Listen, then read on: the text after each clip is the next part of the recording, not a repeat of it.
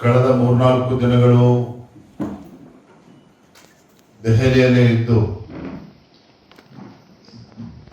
ನಮ್ಮ ಪಕ್ಷದ ಎಲ್ಲ ಹಿರಿಯ ನಾಯಕರನ್ನ, ರಾಷ್ಟ್ರೀಯ ನಾಯಕರುಗಳನ್ನ ಭೇಟಿ ಮಾಡಿ ನಿನ್ನೆ ರಾತ್ರಿ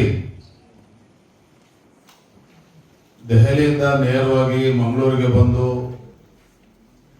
ಇವತ್ತು ಮುಂಜಾನೆ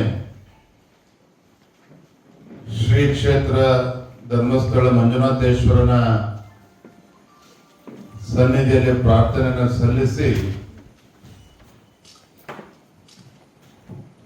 ನಮ್ಮೆಲ್ಲ ಶಾಸಕರು, ಸಂಸದರು, ಪಕ್ಷದ ಅಧ್ಯಕ್ಷರು ಎಲ್ಲ ಹಿರಿಯ ಕಾರ್ಯಕರ್ತರ ಜೊತೆ ದರ್ಶನ ಪಡೆದುಕೊಂಡು ನಿಮ್ಮ ನೋಟಿನ ಇದ್ದೇನೆ.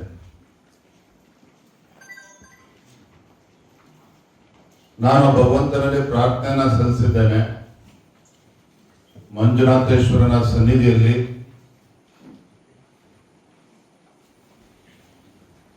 ರಾಜ್ಯದಲ್ಲಿ ಏನು ಭೀಕರ ಬರಗಾಲದ ಪರಿಸ್ಥಿತಿ ನಿರ್ಮಾಣ ಆಗ್ತಾ ಇದೆ, ಅವೆಲ್ಲವೂ ಕೂಡ ಸರಿ ಹೋಗಿ ಸರಿಯಾದಂತ ಮಳೆಯಾಗಿ ಈ ನಾಡಿನ ರೈತರ ಬದುಕನ್ನ ಹಸನಾಗಬೇಕು, ರೈತ ಬೆಳೆದಂತ ಬೆಳೆಗೆ ಒಂದು ವೈಜ್ಞಾನಿಕ ಬೆಲೆ ಸಿಗಬೇಕು, ಆ ಒಳ್ಳೆ ದಿನಗಳು ಬರಲಿ ಅಂತ ಹೇಳಿ ಪ್ರಾರ್ಥನೆಯನ್ನು ಸಲ್ಲಿಸಿದ್ದೇನೆ.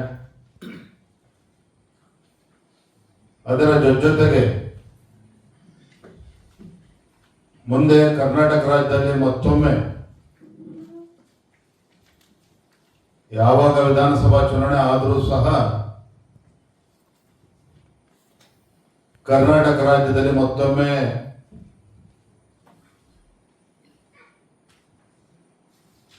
ನಮ್ಮೆಲ್ಲರ ನೇತೃತ್ವದಲ್ಲಿ ಒಂದು ಜನಪರವಾಗಿರ್ತಕ್ಕಂಥ ಒಂದು ಒಳ್ಳೆಯ ಸರ್ಕಾರ ರಾಜ್ಯದಲ್ಲಿ ಅಧಿಕಾರಕ್ಕೆ ಬರಬೇಕು,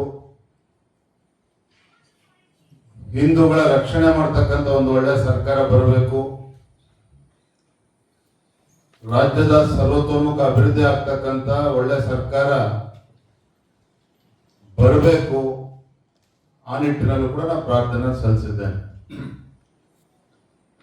ನಾನು ಮುಕ್ತವಾಗಿ ನಿಮ್ಮ ಜೊತೆ ಹಂಚ್ಕೋಬೇಕು ಅಂತ ನಾನಂತೂ ಅಂದ್ಕೊಂಡಿದ್ದೆ. ಇತ್ತೀಚೆಗೆ ನಡೆದಂತ ವಿಧಾನ ಪರಿಷತ್ತಿನ ಚುನಾವಣೆ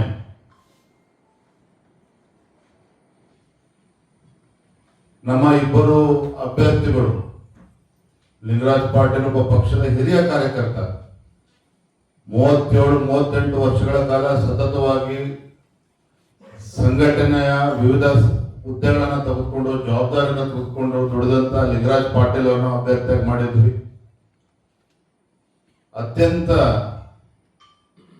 ಹಿಂದುಳಿದ ಸಮಾಜ, ಮಡಿವಾಳ ಸಮಾಜಕ್ಕೆ ಸೇರಿದಂತ ನಮ್ಮ ಓಬಿಸಿ ಮೋರ್ಚಾದ ಅಧ್ಯಕ್ಷ ರಘು ಕೌಟಿಲ್ಯ ಅವರನ್ನು ಕೂಡ ಅಭ್ಯರ್ಥಿ ಮಾಡಿದ್ವಿ. ರಘು ಕೌಟಿಲ್ಯ ಅವರು 29 ಮತಗಳನ್ನ ಪಡೆದರು. ಲಿಂಗರಾಜ್ ಪಾಟೀಲ್ ಅವರು 27 ಮತಗಳನ್ನ ಪಡೆದುಕೊಂಡು ಜಯಶಾಲಿ ಆಗಿದ್ದಾರೆ, ತಿಳಿದಿರುವಂತ ವಿಚಾರ. ಆದರೆ ಚುನಾವಣೆ ಸಂದರ್ಭದಲ್ಲಿ ನಡೆದಂತ ಅಡ್ಡ ಮತದಾನ ನನ್ನನ್ನು ಸೇರಿದಂತೆ ರಾಜ್ಯದ ಲಕ್ಷಾಂತರ ಕಾರ್ಯಕರ್ತರು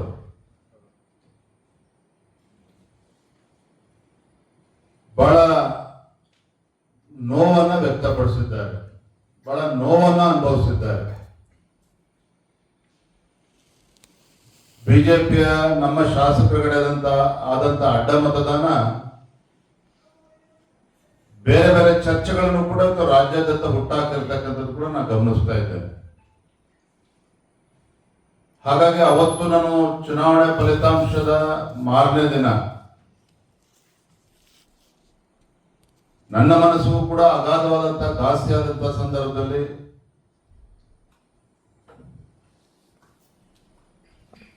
ಶಾಸಕಾಂಗ ಪಕ್ಷದ ಸಭೆ ಧರ್ಮಸ್ಥಳದಲ್ಲಿ ಆಗ್ಬೇಕು, ಶಾಸಕರು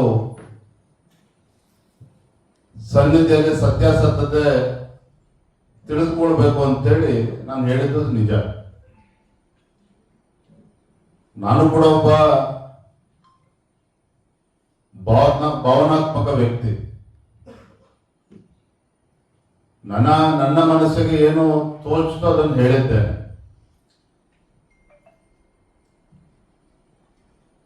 ಪಕ್ಷದ ಎಲ್ಲ ಹಿರಿಯ ನಾಯಕರ ಅಭಿಪ್ರಾಯದ ಮೇರೆಗೆ ಇಲ್ಲ ವಿಜೇಂದ್ರ ಅವರೇ, ಇದಕ್ಕೆ ನಾವು ಅಲ್ಲಿ ತನಕ ತೆಗೆದುಕೊಂಡು ಹೋಗೋದು ಬೇಡ, ವರಿಷ್ಠರ ಗಮನಕ್ಕೆ ತರೋಣ, ಇಂದಲ್ಲ ನಾಳೆ ಸತ್ಯ ಏನು ಅಂತ ಹೇಳಿ ಗೊತ್ತಾಗೇ ಆಗ್ತದೆ.